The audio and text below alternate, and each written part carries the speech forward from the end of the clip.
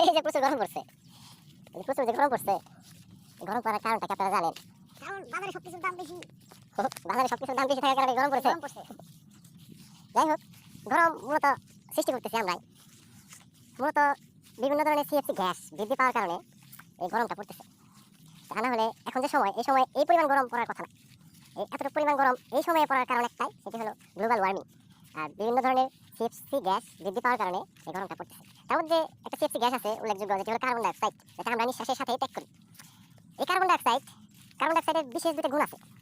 একটা গুণ হলো এটি ওজনে খুব ভারী হয়, অন্যান্য গ্যাসের তুলনায় এই কার্বন ডাইঅক্সাইড অতি ভারী। আর দ্বিতীয় গুণ হলো এটির তাপ ধারণ ক্ষমতা ব্যাপক, অন্য যে সকল গ্যাস আছে তার তুলনায় কার্বন ডাইঅক্সাইডের তাপ ধারণ ক্ষমতা অধিক হয়। আর ওজনে ভারী থাকার কারণে কার্বন ডাইঅক্সাইড ভূপৃষ্ঠের কাছাকাছি থাকে।